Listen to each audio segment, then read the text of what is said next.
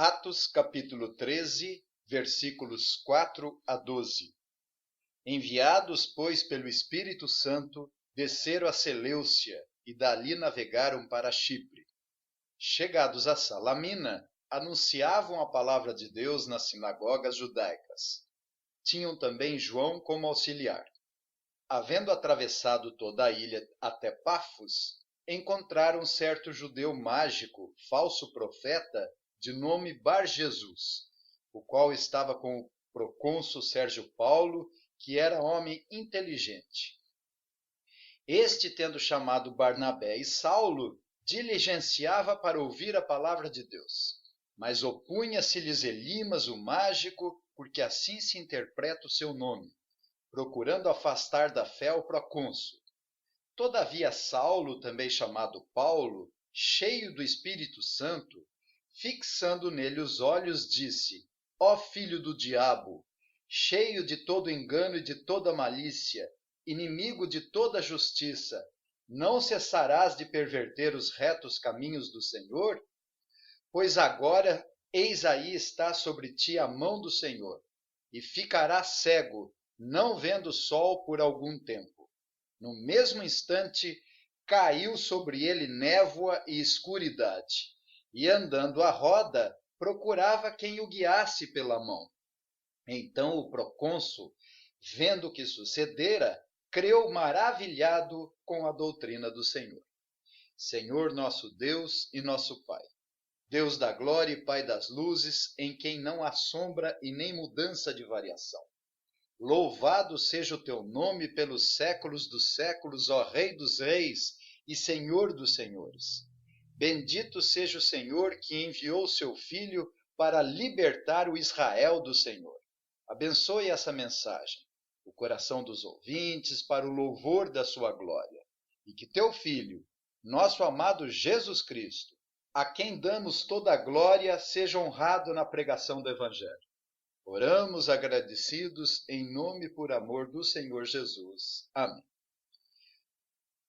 No livro de Apocalipse, no capítulo 12, João descortina uma grande batalha espiritual nas regiões celestes, onde uma mulher que se achava grávida grita com dores de parto, sofrendo tormentos para dar à luz. E eis que um dragão grande, vermelho, com 7 cabeças, 10 chifres e nas cabeças 7 diademas, cuja cauda arrastava a terça parte das estrelas do céu, as quais lançou para a terra. E o dragão se deteve em frente da mulher que estava para dar à luz, a fim de lhe devorar o filho quando nascesse. Nasceu-lhe, pois, um filho varão que há de reger todas as nações com cetro de ferro. E o seu filho foi arrebatado para Deus até o seu trono. A mulher, porém, fugiu para o deserto, onde lhe havia Deus preparado lugar para que nele a sustentassem durante 1260 dias. Houve peleja no céu, Miguel e seus anjos pelejaram contra o dragão, também pelejaram o dragão e seus anjos, todavia não prevaleceram, nem mais se achou no céu o lugar deles. E foi expulso o grande dragão, a antiga serpente que se chama Diabo, e Satanás, o sedutor de todo mundo. Sim, foi atirado para a terra e com ele os seus anjos. E depois o dragão perseguiu a mulher que dera à luz, o filho varão. Então a serpente arrojou da sua boca atrás da mulher água como um rio, a fim de fazer com que ela fosse arrebatada pelo rio. A terra, porém, socorreu a mulher, e a terra abriu a boca e engoliu o rio que o dragão tinha arrojado de sua boca. Irou-se o dragão contra a mulher e foi pelejar com os restantes da sua descendência, os que guardam os mandamentos de Deus e têm o testemunho de Jesus, e se pôs de pé sobre a areia do mar. Tudo isso porque os problemas que ocorrem aqui na nossa vida não são simplesmente humanos ou sociais, mas a causa desses conflitos é o reflexo do que acontece nas regiões celestiais. Paralelamente a esse mundo visível, existe um mundo invisível. Além desse mundo concreto e material, existe um mundo espiritual. Anjos caídos que viraram demônios, opositores da obra de Deus, lutam com toda a fúria, atacando a igreja com o intuito de impedir o progresso do reino de Deus e o avanço da pregação do evangelho. Esses demônios procuram manchar o caráter de Deus, tentando ofuscar a sua glória. E esse texto que temos diante de nós traz esse assunto principal, que é essa guerra entre luz e trevas. João disse que a vida estava em Jesus Cristo e a vida era a luz dos homens. A luz resplandece nas trevas e as trevas não prevaleceram contra ela. Foi exatamente o que aconteceu com Elimas, o encantador. O ocultismo não prevaleceu contra a luz do Senhor Jesus Cristo. Na exposição anterior, nós vimos que a partir do capítulo 13, entramos na fronteira entre a segunda parte geral e a terceira parte geral do livro de Atos. A primeira parte geral abrangeu os 7 primeiros capítulos, onde o evangelho se estabeleceu em Jerusalém. Depois, nos capítulos 8 a 12, o evangelho chegou em toda a Judéia e Samaria, e agora, a partir do capítulo 13 até o final do livro, o evangelho vai até os confins do mundo, refletindo o capítulo 8, o capítulo 1, versículo 8. Mas recebereis poder ao descer sobre vós o Espírito Santo, e sereis minhas testemunhas tanto em Jerusalém como em toda a Judéia e Samaria e até os confins da terra. Nós pudemos observar que a igreja de Antioquia tinha crescido por causa da dispersão. E lá estava acontecendo um culto com alguns profetas e mestres que estavam servindo ao Senhor e jejuando, disse o Espírito Santo. Separai-me agora Barnabé e Saulo para a obra a que os tenho chamado. Então, jejuando e orando, e impondo sobre ele as mãos, os despediram. Sendo assim, vamos considerar o início dessa primeira viagem missionária de Paulo, cuja mensagem transformaria o mundo todo. Nós lemos no versículo 4. Enviados, pois, pelo Espírito Santo, desceram a Seleucia e dali navegaram para Chipre. O Dr. Lucas é muito selecionado no seu livro e, obviamente, que não daria para registrar todos os acontecimentos e ocorrências detalhadas da viagem. Então ele relata aquilo que é mais importante e que o Espírito Santo realmente quis registrar. Eu lembro que os atos não são meramente dos apóstolos, mas são do próprio Senhor Jesus ressuscitado por meio do Espírito Santo pela instrumentalidade dos apóstolos. Enviados, pois, pelo Espírito Santo, ou seja, guiado pelo próprio Deus, desceram para o porto de Seleucia, cidade da Síria, próximo à foz do rio Orontes, cerca de 25 quilômetros de Antioquia da Síria, e navegaram aproximadamente 110 quilômetros até chegarem a Salamina, na costa oriental da ilha de Chipre. Nós lemos no versículo 5. Chegados a Salamina, anunciavam a palavra de Deus nas sinagogas judaicas. Tinham também João como auxiliar. A ilha de Chipre é grande, com 90 e tantos quilômetros de largura e 200 e tantos quilômetros de comprimento. Havia na ilha, por conta da dispersão, uma boa população judaica. E Paulo, como sempre fazia, e sabia que o evangelho era primeiro aos judeus e depois aos gregos, chegaram a Salamina, onde anunciaram a palavra de Deus nas sinagogas judaicas, levando consigo João Marcos como auxiliar. Nós lemos no capítulo 11, versículo 19, então os que foram dispersos por causa da tribulação que sobreveio a Estevão, se espalharam até a Fenícia, Chipre e Antioquia, não anunciando a ninguém a palavra, senão somente aos judeus.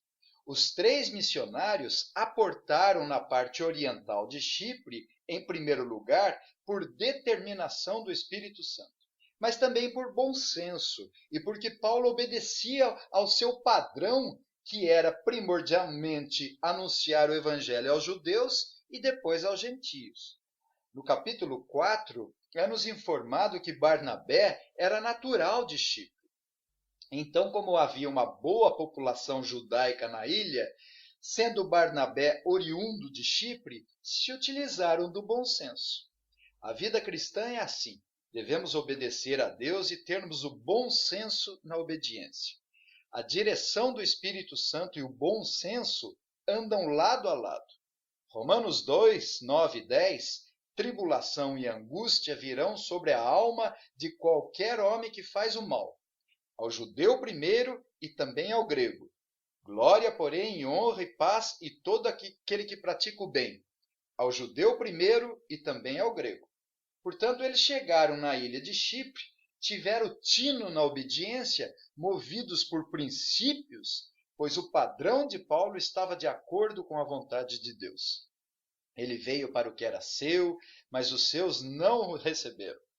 E é assim que devemos proceder na obediência, com muita circunspecção. Com essa expressão, havendo atravessado toda a ilha até Pafos, o reverendo Paulo Anglada, especialista na língua grega, comentando essa passagem, disse que no original dá a entender que eles fizeram uma turnê caminhando e pregando, e não apenas foram de um ponto para o outro, como que navegando e atravessando toda a ilha até Pafos em uma só viagem. Pafos era a cidade principal e capital da província romana de Chipre. Por isso lá havia muita licenciosidade e idolatria. Encontraram certo judeu mágico, falso profeta, de nome Bar-Jesus, o qual estava com o procônsul Sérgio Paulo, que era homem inteligente. Os procônsuls, na época, eram uma espécie de governador romano e a figura política mais importante da província. E eles se utilizavam, na época, de pessoas religiosas, espirituais, entre aspas, para aconselhá-los nas decisões importantes. E havia muito judeu ali na região, e os judeus eram reconhecidos como pessoas religiosas, conhecedoras da palavra de Deus, e que conheciam a Deus.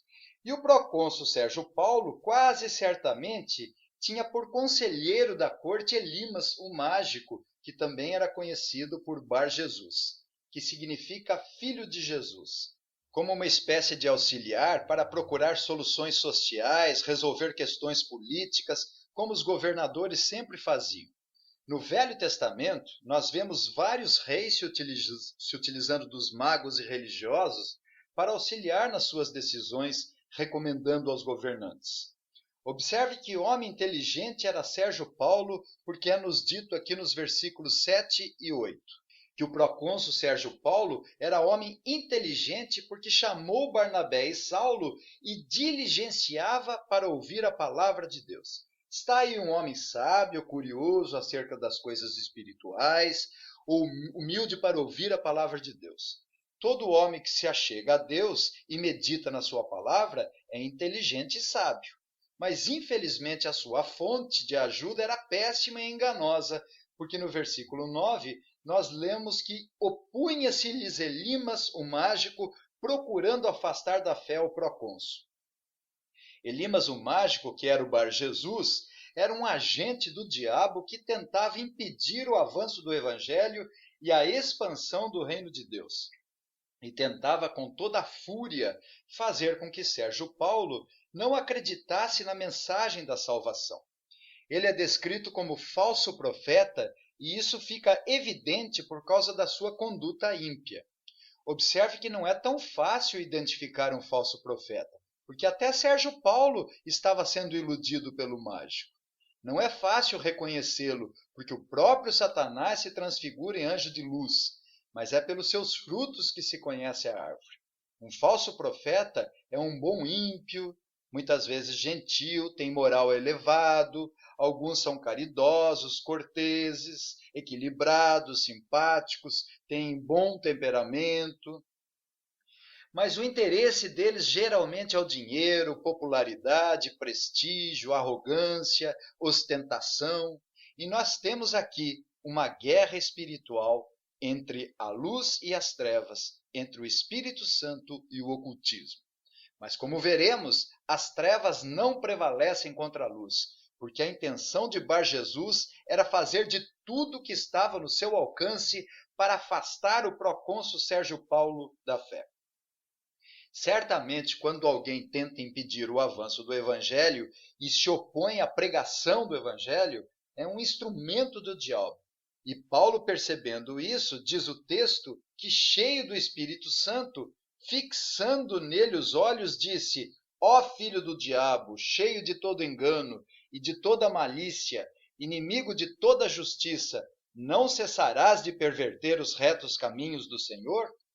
Observe que foi quase como que Paulo estivesse falando: Bar Jesus, você não é filho de Jesus, mas é um filho do diabo, cheio de todo engano e de toda malícia, inimigo de toda justiça.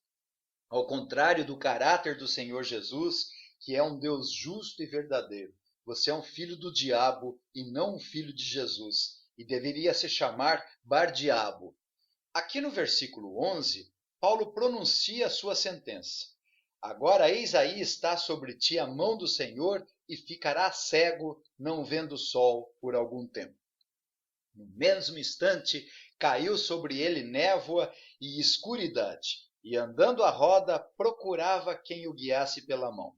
Que imagem de um agente do diabo derrotado, humilhado, envergonhado, ficando no lugar que deveria realmente estar, que é na sua cegueira da escuridão espiritual.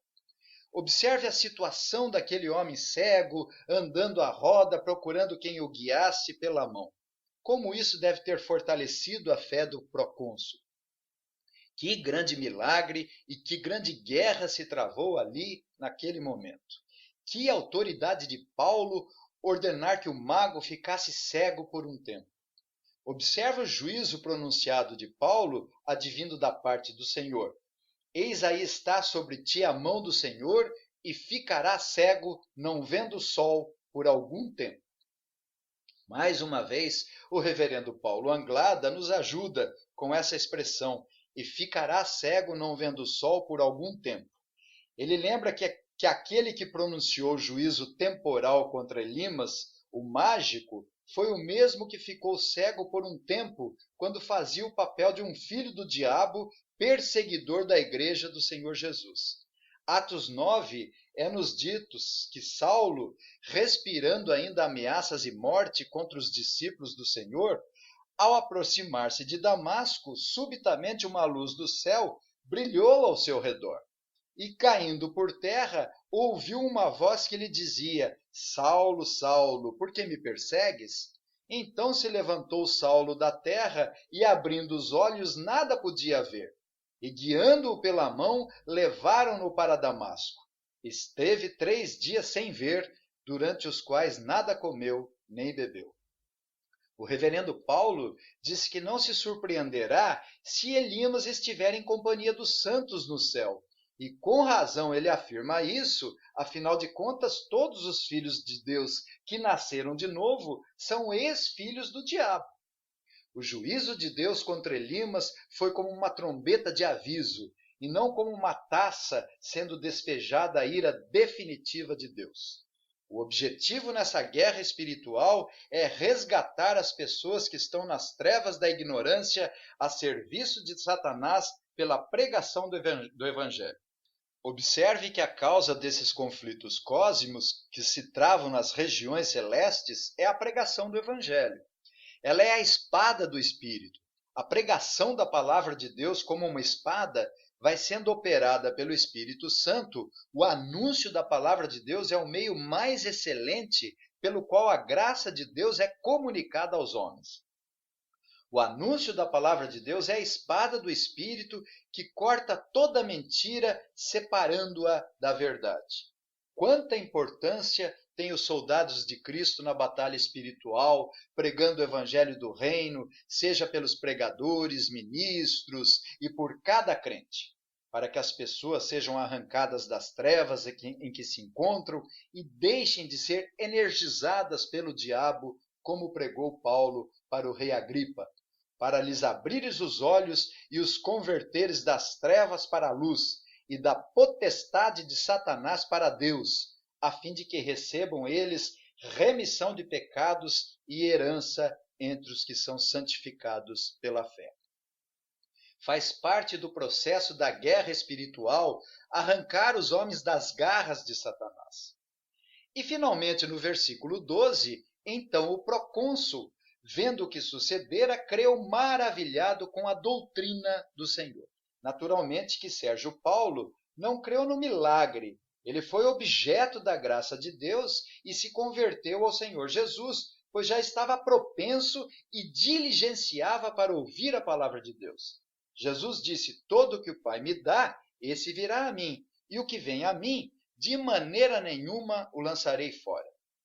A ênfase aqui nesse texto não está tanto na conversão do procônsul, homem eminente, importante, culto, de alta posição, governador daquela província, mas está nessa luta entre a luz e as trevas, onde a luz resplandece nas trevas e as trevas não prevaleceram contra ela.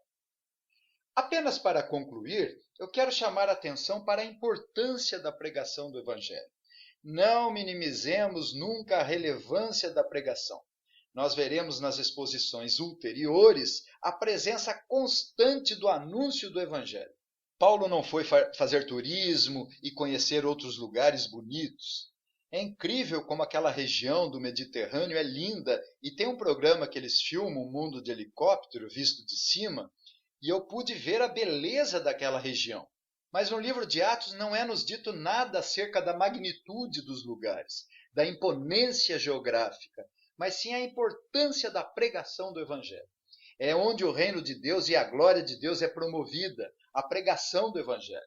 Por todo o livro de Atos vamos ver a pregação do Evangelho e suas manifestações. Os juízos de Deus extraordinários, como foi com Ananias e Safira, como foi com o rei Herodes, Agripa I, e aqui no nosso texto com Bar Jesus. A principal ênfase do livro de Atos é a pregação do Evangelho. Outra lição preciosa é a importância da diligência e empenho em ouvir a palavra de Deus. E como Deus honra isso. Achegai-vos a Deus, que Ele se achegará a vós. Sérgio Paulo se empenhava em ouvir a palavra de Deus. Quem sabe se ele não desejava ouvir de Bar Jesus a palavra de Deus. Afinal de contas, era um judeu que conhecia a palavra de Deus. Mas, infelizmente, ele havia contratado um enganador. Mas nós vemos que com toda a oposição satânica oriunda do dragão vermelho, até contribuiu que ele viesse a crer. Porque depois dele ter visto aquela vitória sobre as trevas de forma maravilhosa, diz o texto que então o procônsul, vendo o que sucedera, creu maravilhado com a doutrina do Senhor. A pregação do Evangelho é uma oferta bem intencionada, tanto da parte do pregador como da parte de Deus, a todos os que ouvem. E Deus deseja séria e honestamente a salvação de todos aqueles que ouvem o convite do Evangelho. Lloyd Jones diz que Deus não quer que ninguém pereça. Ele deseja que todos venham ao arrependimento. Aos que são levados ao arrependimento, aos que não são. É Deus que leva os homens ao arrependimento, pois nenhum homem entregue a si mesmo se arrependeria. Aqui vamos de encontro a um grande mistério que nunca solucionaremos nesse mundo. Há, evidentemente, uma diferença entre o que Deus deseja e o que ele efetivamente determina e faz acontecer. Charles Hodges disse: se não é inconsistente com a sinceridade de Deus ordenar a todos os homens que o amem, não é inconsistente com sua sinceridade ordenar-lhes que se arrependam e creiam no Evangelho. Ezequiel 18:23 diz: por acaso tenho eu prazer na morte do perverso?